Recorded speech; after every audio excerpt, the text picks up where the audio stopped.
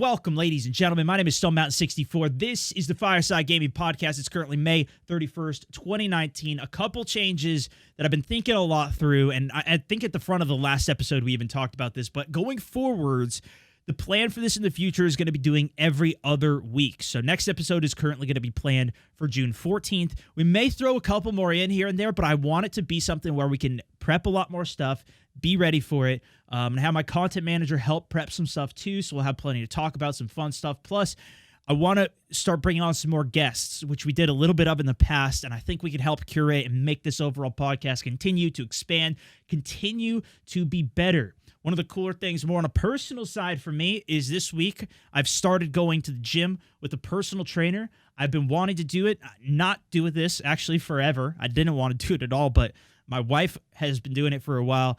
And amongst everything else that's been going on, I wanted to get back into it, so I started it. Just did the first week complete today. I finished it.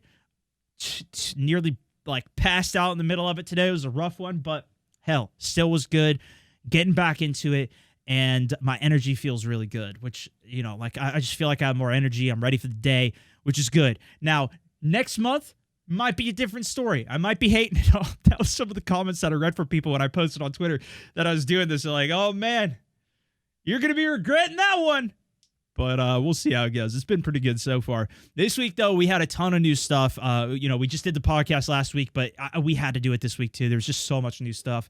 First thing, Apex Season 2. Apex was literally it was nonstop blowing up when it first came out. It's really been diving hard lately. I know a lot of people have lost interest in it. I'm still loving the game, though. And I think it's because I kind of got over a lot of the quick FPS respawning, which we'll actually talk a little bit more about that later on with some exciting news. But I just have been loving Battle Royales. And we actually went back and played Battlefield's Battle Royale this week. And the problem with it, at least on PC, is that we can't really get games with it. It's super slow.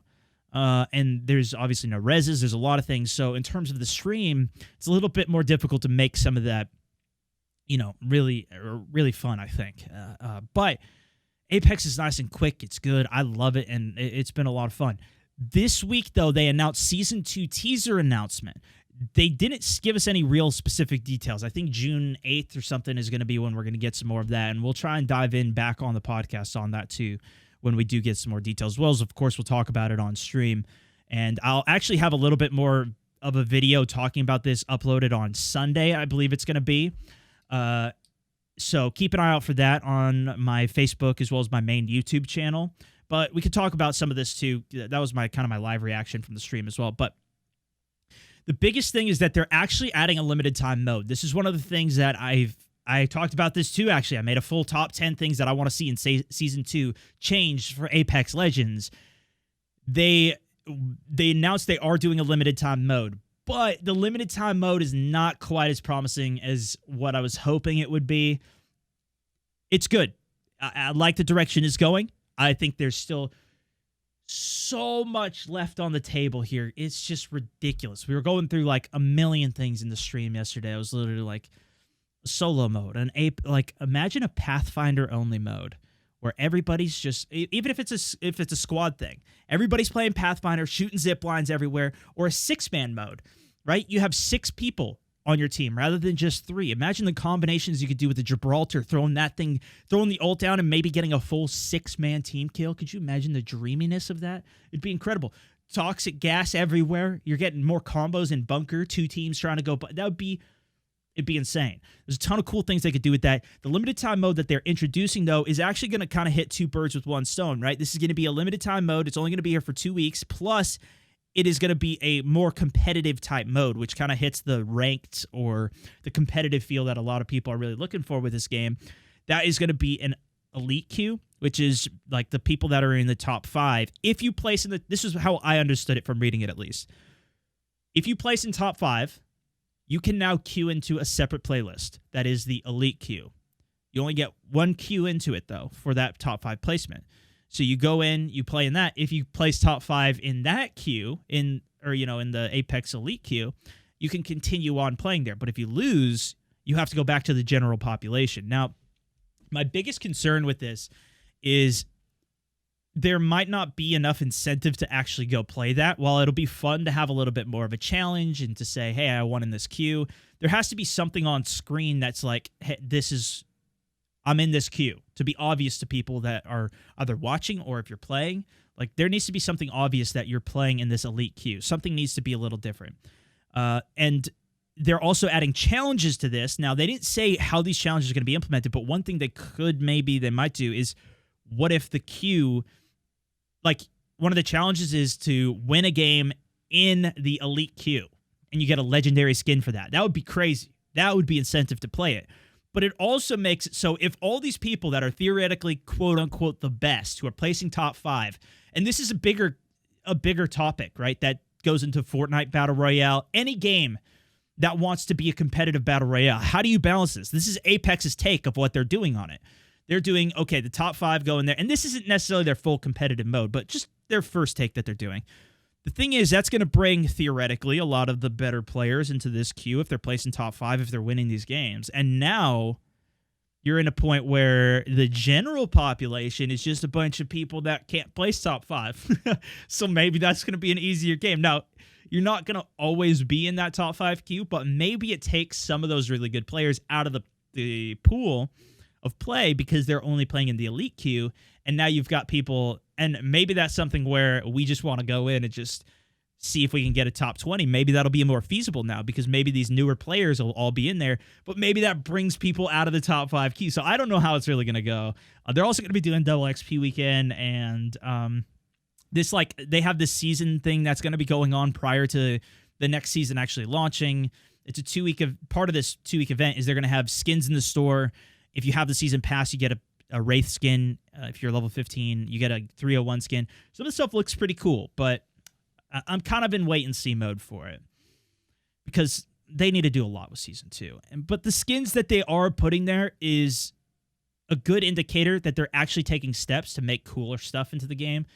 All of the Season 1 pass, I've talked about this multiple times, was a big disappointment for me. Like, the look, I didn't even check what level I was until I was level 90. I just didn't even care. I never tried to play the characters, to play the specific. I just would play the game as regular. And like the rewards that you were getting, it was a mess. So they've already announced, there was a bunch of other things that they talked about it too, but those are really the high level things. And we'll see how it goes. The other huge thing though this week was Modern Warfare. Now, Call of Duty announced a new game, Modern Warfare, Call of Duty Modern Warfare, literally. Let me see if I can pull it up here. Modern Warfare trailer from GameSpot. I'll just play this in the background here if you are watching the video version that's on my second channel, StoneMountain Plays. And you can always just look it up yourself as well. But this is like, it was just, to hype up the game. The thing is, Call of Duty 4, Modern Warfare, I believe, was the first Modern Warfare game. And then it went to Modern Warfare 2, Call of Duty Modern Warfare 2, Call of Duty Modern Warfare 3, and that was years ago. So this is kind of their soft reboot. I was under the impression, I think I even talked about this before, I was wrong. I thought that they were not doing a Call of Duty this year, and that in 2020, Treyarch, who did Black Ops 4, which was the most recent one, is going to be back with their new one. That's what I thought was happening, but they're apparently this year doing this soft reboot to the Modern Warfare series, and rather than calling it Modern Warfare 4, they're just going to call it Modern Warfare, and they're probably going to do some different take with it. Who knows what they're going to do? This is literally, we've seen like a cinematic trailer. That's pretty much it. It looks pretty badass. I think this is one thing that I've really been excited for, is another modern shooter game. And one of the bigger things, which we'll get even more deep on, is that this is actually going to be a cross-platform game. They announced or at least I think it was an article from Verge or somewhere. We read the article on stream yesterday. I'd have to pull it back up, but they were saying that the game is going to be cross-platform between PC, Xbox, and PlayStation, which is a huge shift. And this is what I was expecting to see with E3 this year and all of these games being announced. I'm expecting to see them dropping more games that are cross-play, like we've seen with Dauntless, which was a recent one that came out. Like, I think this is just the direction that this is going to go now. And I was looking back at this old video. Listen to this. Yeah, Moab, baby. That's how I roll. Boom, getting it with the MP7 here, hammer scope. Second half of the game. That sound familiar there? That's a wee young StoneMountain 64 back in 2012, January. So that was a long-ass time ago. But this is from Modern Warfare 3. I didn't even realize how old Modern Warfare 3 was. This is when I was playing on console, but this is a Moab gameplay. I'm just going to let it run in the background, but this is when I got, which is basically like if you played the tactical nuke, you get 25 kills in one game without dying. In Modern Warfare 3, it was the same thing, but it didn't end the game. It just like killed everybody on the enemy team. It was a huge thing. It was a ton of fun. But anyways, I'm kind of excited. You know, the Modern Warfare series was one of my favorites. It's kind of one of the areas where I started to really get some traction on my channel when I was first creating content. And if they're making everything crossplay between PC, and now I don't know how the crossplay feature is going to work. We've talked about this a lot too, but if it is something where it's going to just throw you in with a bunch of other people, then that might be bad. And versus if it's something where it's like an actual, you're only going to play crossplay if you're playing crossplay. I don't know how it's going to go. We'll have to wait to see, but it's got me really interested. Now, this kind of goes back to, though, the respawn shooter. I have not really been super interested in the respawn shooters as much. Like, they're fun to practice on. They're fun to figure out, and maybe by the time this is out, I'll be itching for another one, but I've really just been personally enjoying the battle royales just because of the additional stress that the game comes with. Now, they didn't announce yet if this game will have a battle royale feature in it. We don't know that. They could introduce it. Actually, with the last Call of Duty, the one that came out last year, they had a full battle royale in it that has been supported even. They've dropped new maps and everything for it. And the other big thing with this is they said that they're not going to do a season pass, which is a huge shift for Call of Duty specifically. This is something we've already seen Battlefield change away from, is the incorporation of season pass or premium, it was called in Battlefield. They said, we're not going to do that. We're just going to give you the maps for free so it keeps the player base together. That is literally like, it's one of the biggest complaints. It's one of the biggest frustrations. They're making it so everybody can play together. And I think this is like Fortnite paving the way. First of all, they did it for free and they made it so everybody could play together. There's no DLC. It's crossplay. Like, that was one of the things that was one of the factors that's like, is it really that big of a deal?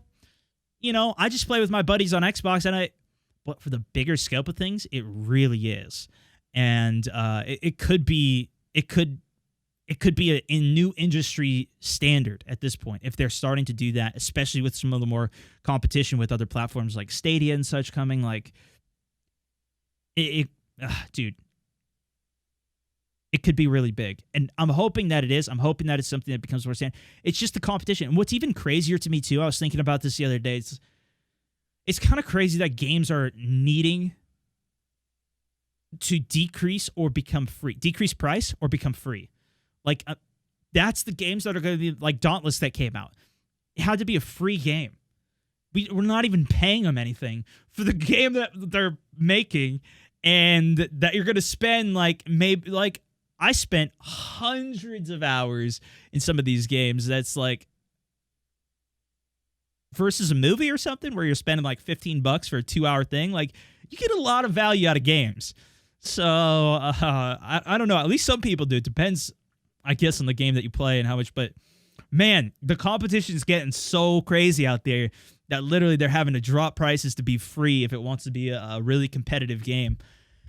It's great for us as consumers, though, you know, that are playing the games, but it's got to be difficult to deal with all of that as of right now.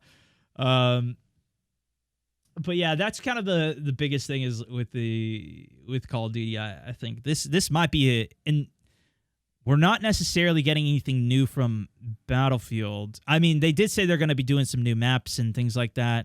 We did see one of them.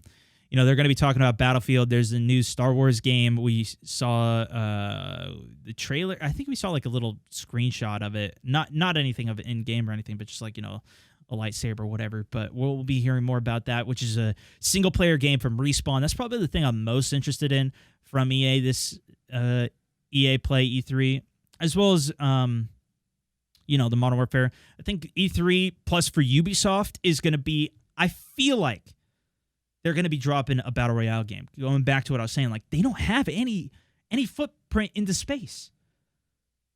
They don't have anything there. So it's like, what are they doing?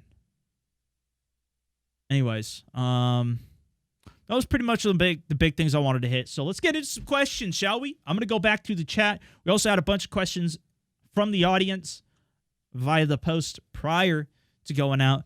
This is a good video. And then this goes into my And We Are Live. Look, this video's got 92 likes on it, guys.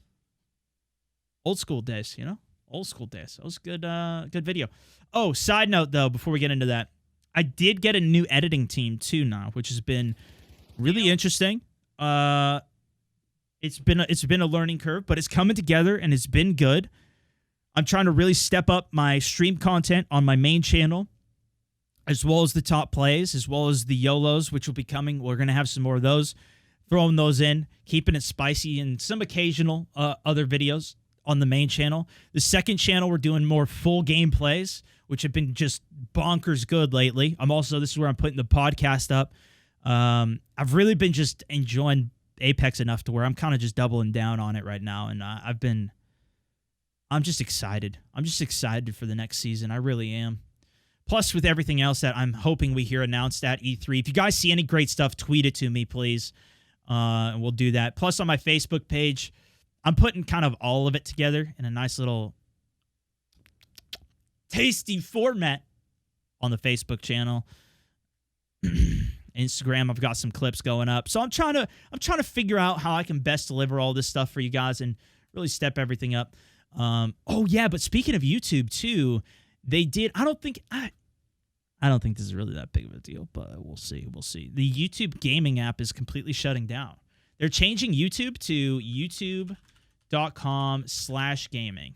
That's the new homepage rather than, I think it was gaming.youtube.com, and you could also, they had a separate dedicated app. Did any of you guys use the Facebook gaming app? Personally, I never use it. I only use like the subscriptions and the standard stuff. But I was going through this, and it's actually kind of crazy to see how big mobile gaming was on this. A lot of the streams and stuff that were actually here, like I was just interested, so I was going through it. You can select it by live stream, I believe. Although I'm not seeing it. Oh, top live games. Yeah, PUBG Mobile. Right now, as I'm recording this, 78,000 people currently watching PUBG Mobile. 66K watching regular PUBG, but if you go to the regular PUBG, like half of them are just PUBG Mobile. It's like, I don't understand it. But also half of them are not even in English. So I don't know how to like just limit it. So I'm hoping they make more improvements to it, to the gaming tab. And, you know, I'm obviously pretty involved in gaming in general. Maybe my podcast will even show up there one day. I don't know. Nope, don't use it. There's a Facebook gaming app. No, there's not really a Facebook gaming app, although they are making updates. If you're using Facebook in a specific way, like if you are watching streams on Facebook, then you'll get a separate tab on your Facebook page. It's or on your Facebook app rather. So like if you look at mine here, there's a separate button at the bottom of the feed that is for gaming. And so if you click that, then it'll show you a feed of only gaming content, which I love. This is what I probably use more than anything. That's something I actually use because it's integrated into the app. But I still think that needs a lot of work too. So hopefully they keep making improvements there. But this is just a big change on the YouTube side. Anyways, let's get into some questions here. Let me see. See what we got here. Ian H said, how do you feel the hype of new games is these days? I feel like they shouldn't hype games so early, maybe 5 to 6 months ahead of time. This 1 to 2 years of hype time for games is insane. This specifically, the first thing that comes to my mind with this, Ian, is Anthem. Like, I think it was 1.5 years, 2 years ahead of it.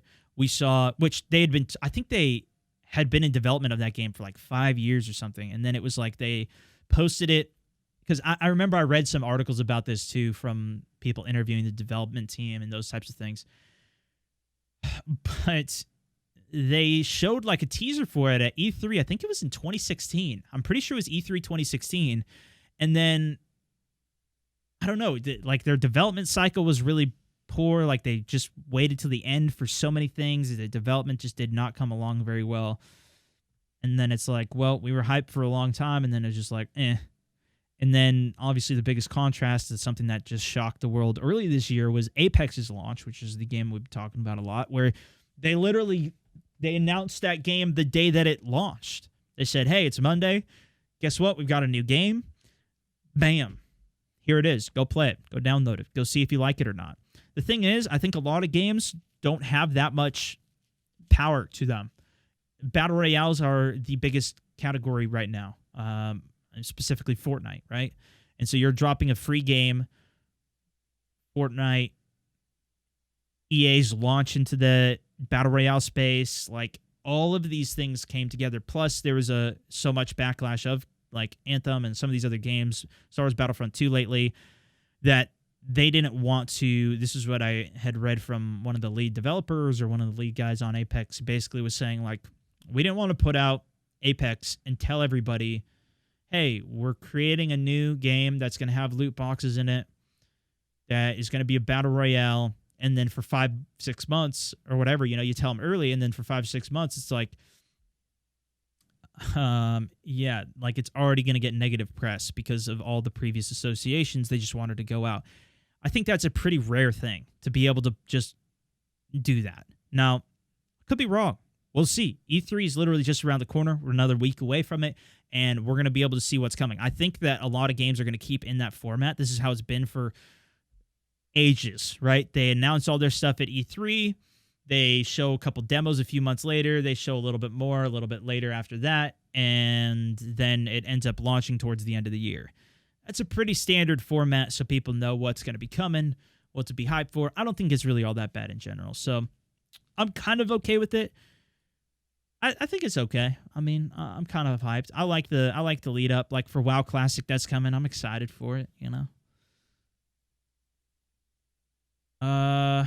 Adam S asks, who told you it's acceptable to put jam on crumpets? Dude, this has been a whole debate. I just liked it. I don't know. I just did it. Okay. I've only had crumpet once. Okay. I never went back and got another crumpet. Let me see if I have any other questions in chat here. And let me go to the post too. With cross-platform being the future of gaming and this is from David P. Of gaming and Big 3 being able to play together, do you think this will affect the competitive landscape for gaming? Microsoft already implemented mouse and keyboard support, so you do see more of this on more FPSs, including PC, into these cross-plays. Or should they also add separate lobby option for those who don't want to play with PC, similar to Gears, for those who don't want to play with that platform? This is a really interesting question. I don't think it's really ideal to be putting everybody together. That being said, if I'm not mistaken, I think that's what Fortnite does. When you're in a Fortnite competition, because I had played in one of the first Fortnite Pro-Ams, actually the first Fortnite Pro-Am that was down in LA. I was playing with Jordan Fisher, and he was on PC, but like Nick Merckx was sitting right in front of us, and he plays on controller, and they just throw everybody together. So the benefit to controller is that they do have aim assist, and I think you could match people. Although that game really is very building focused, there's advantages to being on mouse and keyboard. There could be a lot of mix there. I don't know. I don't really play competitively, so it'd probably be better to ask a truly competitive player in that field. But Fortnite's mixing them together, and that seems to be working okay. I do agree that just mixing people together is not the best idea. That's why I was saying earlier, like if they do go crossplay with Modern Warfare, hopefully it is something. Because like in the general population of Fortnite, if you play on Xbox, you're not going to be matched with somebody on PC unless you're teamed with somebody on PC or somebody on a different platform. Then it'll put you into the pool of the bigger player pool. I personally think that we're going to see more of the direction of games going towards mouse and keyboard. I think once you start playing on it, at least for myself, I found the benefit to be just incredible. I had complete freedom with my turning radius. I was no longer limited. Like if I wanted to do 180, it was up to how fast my arm moves. It's not based on the sensitivity. I could still have a low sensitivity to get those long range sniper shots and then flick my arm to go around. I could get more control with the recoil as well. There's a lot of different things to it. Now, that being said, I definitely miss aim assist. That was something I banked on all the time. But yeah, throwing them together, I think that's the direction that things are going. Like you said, Microsoft implementing that. More games are implementing it, where you just plug your mouse and keyboard directly into the console, and then you can have that same experience, especially with the next generations of console coming out. Why not just have it so that they can plug that in, and you don't even need to get a PC at that point. You could just use your console and play mouse and keyboard and start getting familiar with it at least before you want to play, or before you can afford, or whatever, before you get a PC and get a full setup, and then maybe that's the next direction that gaming that you go. But for competition, it is a little different. So I don't know.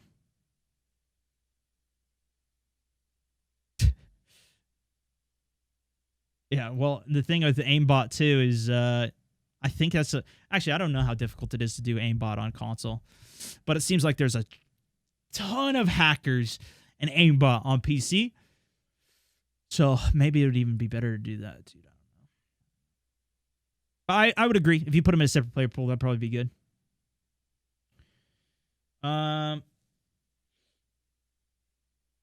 Henry M asks, what's the easiest part of becoming a full-time streamer? I say there's a lot that's hard with it.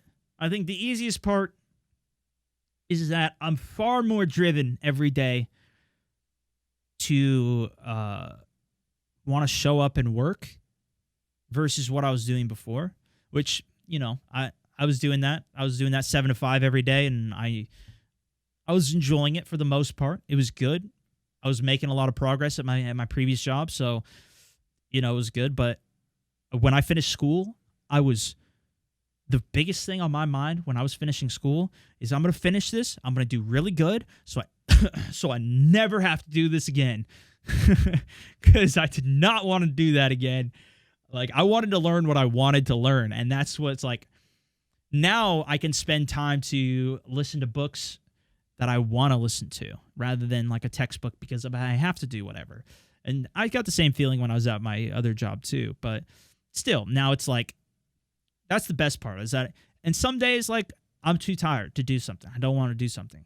It's still like, at the end of the day, I'm still doing something to, you know, provide for my family, to have kids someday. Like, these are all things that I want to do. And so I have to figure out how to do that. That's insanely stressful and difficult, especially since this is my own thing. But I'd say that's the easiest part, I'd say. I don't know. I there's not much that's really easy about it, to be honest with you. But it's more enjoyable, I'll say. You know, it's easier for me to show up. What are you most excited about for E3 reveal? We kind of talked about that a little bit. We'll see how that goes. Pipeline status, how's it going? From Charles B. Seeing the best benefits from you and the members, any timeline on reopening it. So we are planning, if you guys don't know, Pipeline is a company that I co-founded.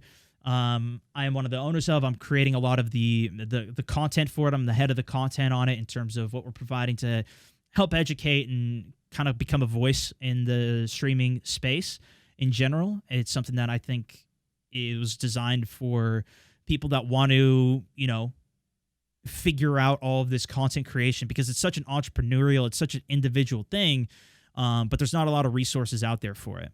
And so we're trying to help with that as much as we can. It's been incredible. The community there has been awesome. See everybody come together. It's really been incredible, and seeing the value that we're adding. The timeline on it reopening, we're currently really continuing to build out the content on the inside. And we're working on more partnerships, and we're working on a ton of different stuff and trying to prioritize where we're going with it at this point. So we're still a few months out from doing another launch to open it up to more people, but it's been awesome. So keep an eye out for it. We'll keep talking about it and chatting, but it's been a lot of fun. And we also do a free weekly email. We've been doing that since the beginning of the year, where it's things that are on my mind or things that are being discussed in the community or whatever. That's just a write-up of some of my advice, some of my tips, or things that I might get from other people, and we'll chat about, which you can sign up for now if you want to. But yeah, it's been awesome. So we're continuing to work on that, continue to develop on it, and I'm spending a ton of my days on it. But it's a ton of fun. Bradley B says, "What's your dream WoW character?" I don't even know, man. I played. I'm gonna be playing a WoW mage. If you heard the podcast last week, that's what's up for the next few months. I'm so ready for that, man. It's gonna be a good chill game to hang out on, to play, to grind on. New COD prequel. So many good questions. Bada bing.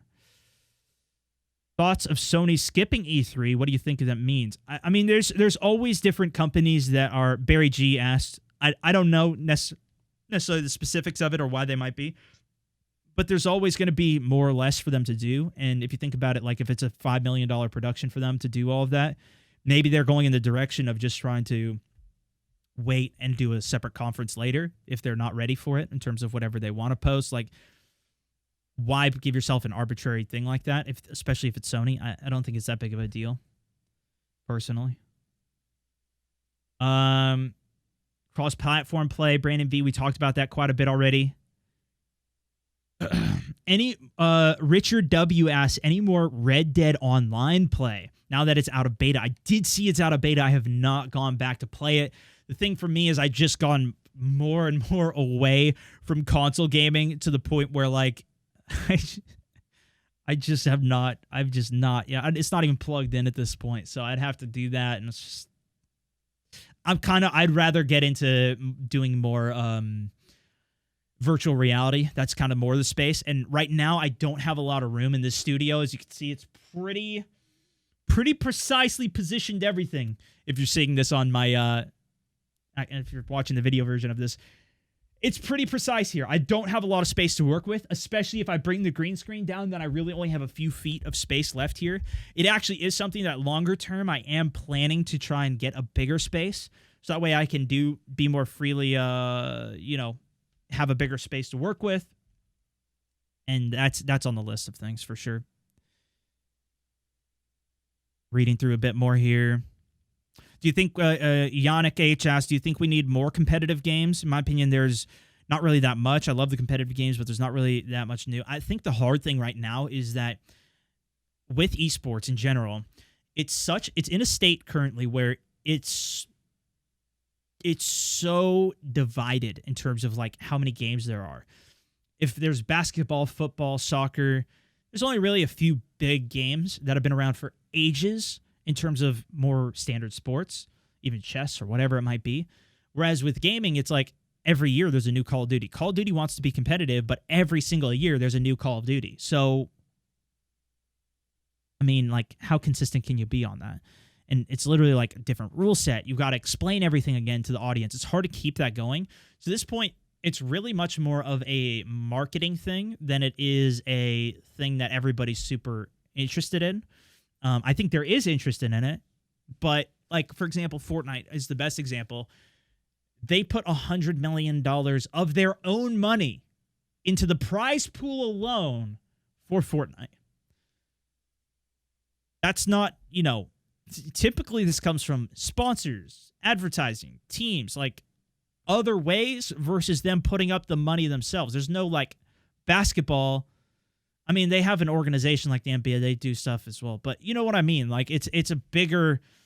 I don't think it's at that point. If anything, Fortnite's kind of like the beginning, the tipping point of this. But we'll see where it goes. Because I watch Fortnite competitive every once in a while. I don't even play Fortnite. I haven't played... Like, the last video I uploaded on it was like 3 months ago. It's like... and I don't even stream it that much. But it is something that's like... I have an attachment to it now. And it's crazy to see the final game. Like, I'll at least watch the final game, see what's going on with it. Yeah, so I mean, it's got potential, but I think it's still trying to find the right way to do it in a lot of ways. Because right now it seems, it's really kind of more, and that's good because if you have $100 million in prize pool, there's going to be a lot of people playing, trying to get some of that cash money. You feel? Thoughts on the new Season 2 Apex? Tyler B asked. We talked about that quite a bit. Do you think the new the new COD Modern Warfare should have a Battle Royale? Bob G asks. Potentially. We'll see. We'll see.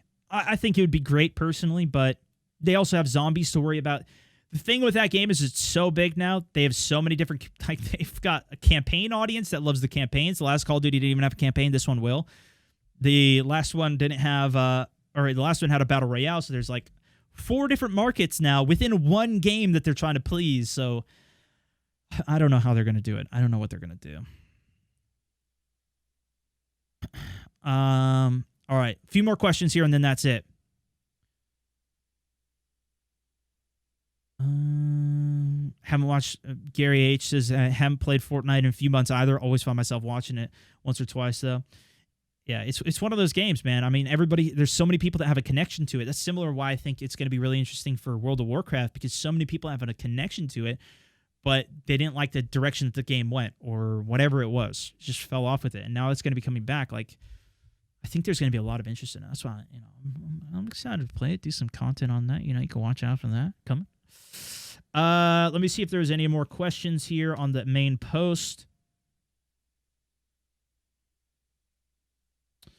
Before we end it here.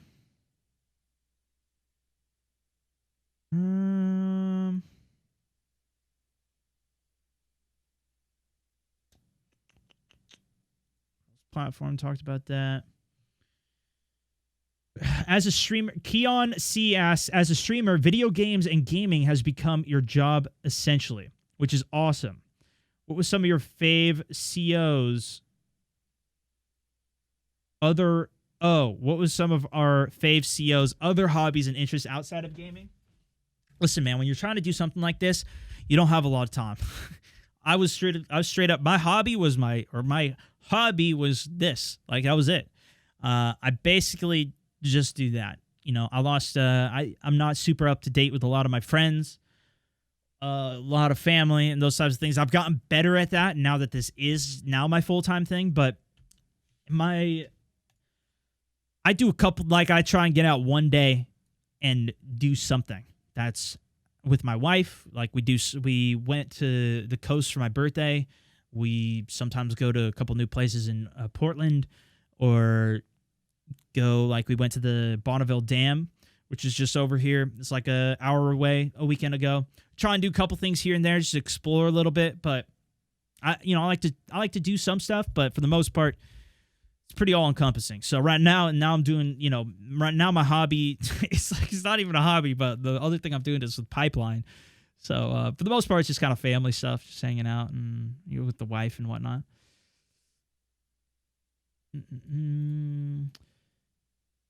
Nick W asks, do you see yourself streaming and making content until you're able to retire or feel like you'll retire or want to retire comfortably? The thing is, like, I think it'd be awesome to retire and not have to stress about all this stuff all the time anymore.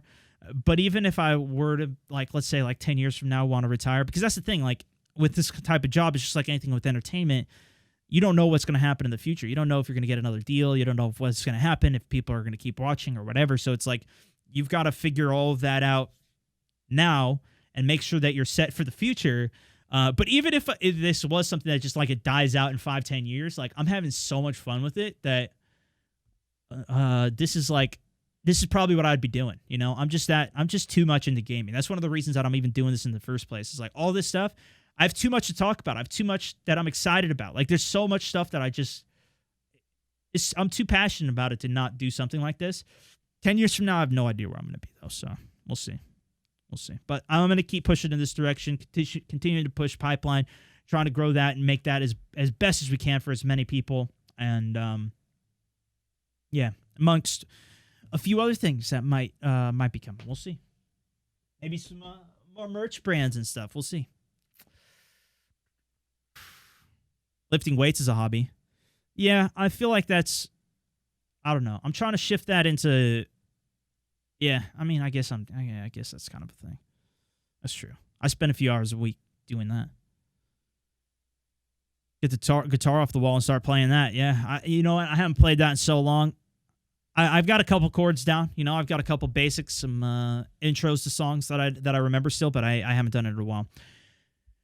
But once I find the time, next 20 years, we'll get right on that. Don't you worry about it. Listen, we're gonna be starting up a stream in a little bit though. Hugely appreciate you guys listening in. Also, if you want to go ahead, give it a review over on iTunes specifically. I don't know where else you can review it, but if you include your handle there as well.